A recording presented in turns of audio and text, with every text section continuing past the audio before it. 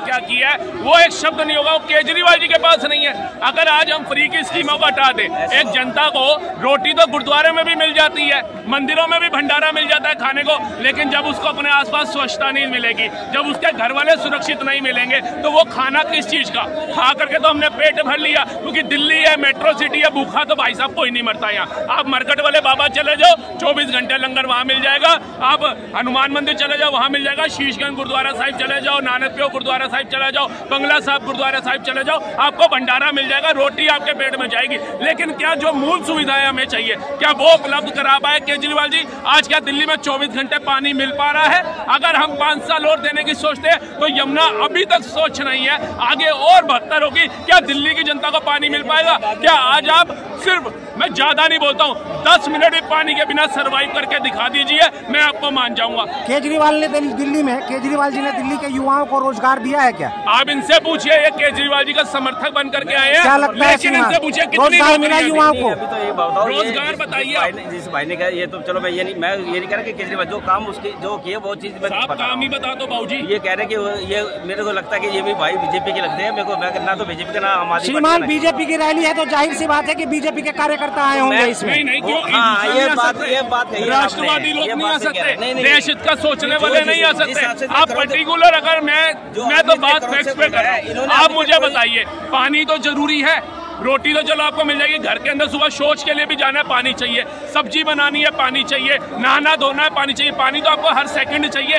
क्या आपके घर में 24 घंटे पानी आ रहा है? क्या आपके घर में साफ पानी आ रहा है? पूछिए इनसे। क्या शराब पी करके ही हम गुजारा करेंगे? शराब में भी पैक बनाने के बाद पानी डालना पड़ता है, वो भी ये खरीद के। ऐसे काम जो आप कह रहे हैं वो कौन करेगा? ये हमारी, जिसको हमने सीएम चुना है, जो मुख्यमंत्री है, जिसको चुना हुआ है केजरीवाल सरकार। काटने के बाद आपको कौन सा ऐसा कौन सी पार्टी लगता है जो आपकी सारी डिमांडें पूरी कर देगी? मेरे को मैं आपको बताता हूँ, भारतीय जनता पार्टी, उसका एग्जाम्पल भी ले लीजिए, उसका एग्जाम्पल ले लीजिए। जो केजरीवाल सरकार को 7,000 करोड़ रुपया दे सकती है यमुना की सफाई के लिए, जो सफाई होती नहीं है, क्या मोदी सरकार, डबल इंजन की सरकार, क्या यमुना की सफाई नहीं कराएगी? जो साबरमती रिवर को चमका के क्रूज चला सकती है, टूरिस्ट प्लेस बना सकती है, तो ये 50-55 किलोमीटर के दायरे में बह रही यमुना जी की सफाई नहीं करा पाएगी। अब ये अंकल जी निकल गए, कहना बड़ा आसान होता है। आप ये बताएं कि क्या लगता है कि देश में जिस तरीके से फ्री की राजनीति की घोषणाएं की जा रही है, फ्री की चीजों की घोषणाएं की जा रही हैं, क्या लगता है कि हमारे देश के लोकतंत्र को कमजोर करने की कोशिश की जा रही है? बिल्कुल की जा रही है सर। ये फ्री, मैं तो कहता हूँ मोदी सरकार ने भी जो 21,000 की योजना लाई प्रेग्नेंट वुमन के लिए, मैं उसका सपोर्ट करता हूँ, क्योंकि एक महिला जो प्रेग्नेंट होती है वो समझती है वो किस पीड़ा से जा रही है। ठीक है, आयुष्मान योजना उनकी कोई नई नहीं है, हर एक राज्य में चल रही है, सिर्फ बंगाल और यहाँ नहीं है। ठीक है जी, उनकी जो लाडली बहन योजना हर एक राज्य में चल रही है, कोई नई नहीं है। जो 2500 रुपए की उन्होंने योजना करी ना, वो मुझे नहीं अच्छी लगी, मैं उसका खंडन करता हूँ, क्योंकि देखिए वो पैसा कहीं ना कहीं हमारी जेब से जा रहा है। अगर आज ये 200 यूनिट फ्री दे रहे हैं, कभी हम मिडिल क्लास लोग हैं सर, हमें तो वो फ्री की सुविधा नहीं मिलती, लेकिन जब हम अपना बिजली का बिल खोलते हैं ना, तो पता चलता है हमने गर्मियों के अंदर 8,000 का बिल आया, बिजली यूज करी हमने 550-5600 रुपए की, और उसके अंदर टैक्स लगे हुए इतने थे, सरचार्ज, स्थायी शुल्क है, वेट, और उसके बाद पेंशन चार्ज, पता नहीं कौन कौन सा चार्ज, 3,000-2,800 के तो हमारे को टैक्स देना पड़ रहा है। तो मतलब आप योजना दे रहे हैं, आप अपनी सैलरी कम करिए। मुख्यमंत्री को अगर 2 लाख रुपए सैलरी मिलती है तो उसको आप 50,000 करिए, क्योंकि आपकी गाड़ी फ्री है, आपका रहना फ्री है, आपका खाना फ्री है। अब मिडिल क्लास का थोड़ी ना फ्री है सब कुछ, हमें तो अपनी मेहनत से अपना घर चलाना है ना। तो आप हमारे को बिजली के बिल में भी मार देते हो, पानी के बिल में भी मार देते हो, हैं हमारे ऊपर सारे टैक्सेस लगा करके मार देते हो, हम कहाँ भोगेंगे अपने आप को? श्रीमान, क्या योगी आदित्यनाथ जी के आने से भारतीय जनता पार्टी के चुनावों पर, वोट बैंक पर असर पड़ सकता है क्या? बिल्कुल, इससे ये तो फर्क पड़ेगा सर कि देखिए, एक नेता होता है ना, वो किसी धर्म का नहीं होता, वो किसी जाति का नहीं होता, वो पूरे अपनी राजधानी, अपने क्षेत्र का होता है, अपने स्टेट का होता है मुख्यमंत्री। लेकिन जहां पर हमारे मुख्यमंत्री जी 100 करोड़ वक्फ बोर्ड को देते हैं, मैं कहता हूँ 2, आपकी मर्जी है आप 2, लेकिन वो 100 करोड़ में से ग्रंथियों को तब क्यों नहीं देते गुरुद्वारों के लिए? सनातनियों को क्यों नहीं देते? केजरीवाल जी ने पुजारियों के लिए भी, मंदिर में पूजा करने वाले पुजारियों के लिए भी फ्री की घोषणा कर दी है। सर जी, अब क्या कहेंगे अब आप 18,000 सैलरी दोगे, लेकिन जब आपने 100 करोड़ दिया, हम कहते हैं दो मुसलमान भाइयों को कोई विरोध नहीं है, लेकिन सनातनियों को भी तो दो, ग्रंथियों को भी तो दो, ईसाइयों को भी तो दो, सबके साथ लेकर के चलो ना। आप हज हाउस के लिए जमीन देते हो, किसी मंदिर के लिए जमीन दो, किसी गुरुद्वारे के लिए जमीन दो, किसी ईसाई घर के लिए जमीन दो, वो आप नहीं देते। आप ही धर्म की लड़ाई करवाते हो। मोदी जी ने कभी नहीं कहा कि भैया मुसलमान मुझे वोट नहीं देता, मैं उसको आवास योजना का लाभ नहीं दूंगा, मैं उसको शौचालय योजना का लाभ नहीं दूंगा। फिर भी मुसलमान भाजपा को ज्यादातर वोट नहीं करता, लेकिन हम तो सबके साथ चलने वाले लोग हैं। हमारे को क्यों नचोड़ा जा रहा है, मिडिल क्लास को क्यों खरोचा जा रहा है, उनका खून क्यों चूसा जा रहा है? आप पूछिए। आप इस हिसाब से चलेंगे तो मुझे लगता है कि हमारे चाहे यूपी की जनता हो, बिहार की जनता हो, महाराष्ट्र की, जितने भी नीचे तबके के हमारे राज्य हैं, चाहे उड़ीसा हो, छत्तीसगढ़ हो, यहाँ की जनता दिल्ली में आ जाएगी, क्योंकि भैया यार बिजली फ्री, पानी फ्री, बस फ्री। अब वोट रह गई है, एक नाव भी फ्री हो जाए तो बारिशों में बंदा घर से नाव में बैठेगा, मेट्रो उतर जाएगा, ऑफिस चला जाएगा। श्रीमान, वो तो देखने को मिलता है कि बारिश में दिल्ली को झीलों का शहर बनाने का जिस तरीके से वादा किया था केजरीवाल जी ने, तो बारिश में आपको तो झील देखने को मिलती होगी दिल्ली के अंदर। सर जी, 100 रुपए की ना झीलों में जा करके बोट ले करके घूमने में जितना आनंद आता होगा ना, वैसा ये नहीं आता होगा कि जिसमें हमारे घर के सोफे गद्दे तैर रहे हो,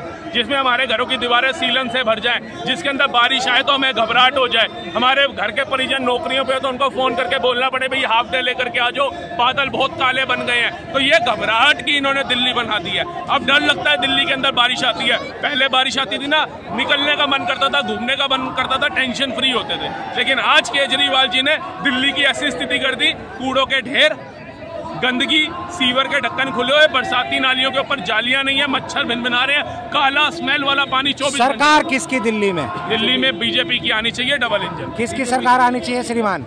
देखिए, केजरीवाल साहब जब बोलते हैं तो हमें हंसी आती है, और मोदी जी बोलते हैं तो खुशी होती है। हंसी खुशी से हमारा देश चल तो रहा है। केजरीवाल साहब ने एक संदेश दे दिया पूरे हिंदुस्तान में। जो बोलते थे फ्री की रेवड़ी देंगे, ये फ्री की रेवड़ियाँ बंद करो, चुनाव हार गए। अब इन्होंने पूरे देश में एक मॉडल बना दिया।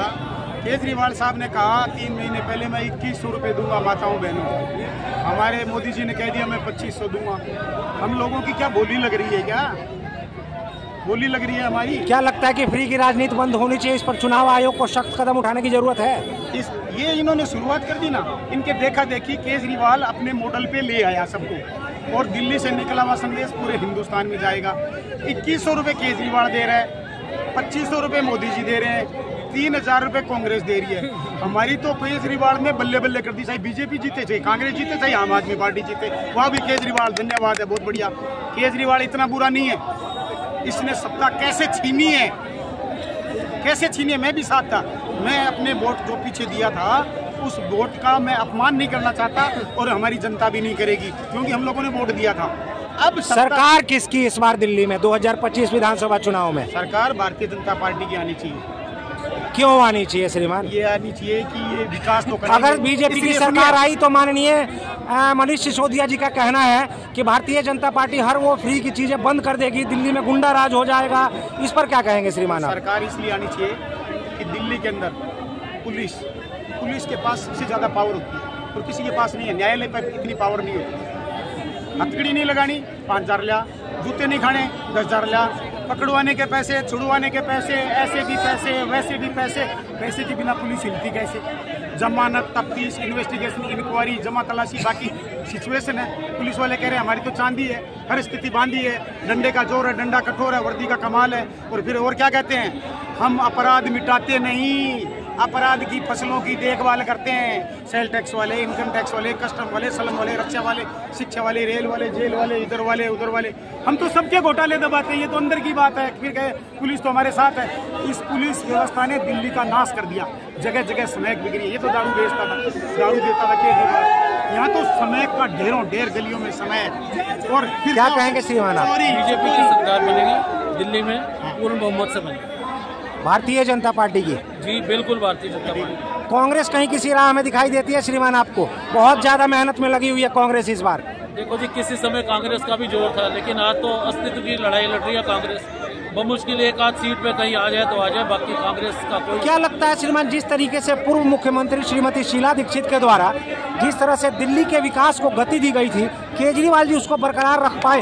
बिल्कुल नहीं, बिल्कुल नहीं रख पाए। चलिए धन्यवाद श्रीमान। उन्होंने सिर्फ आरोप ही लगाया, लेकिन वो बरकरार नहीं रखा। धन्यवाद श्रीमान।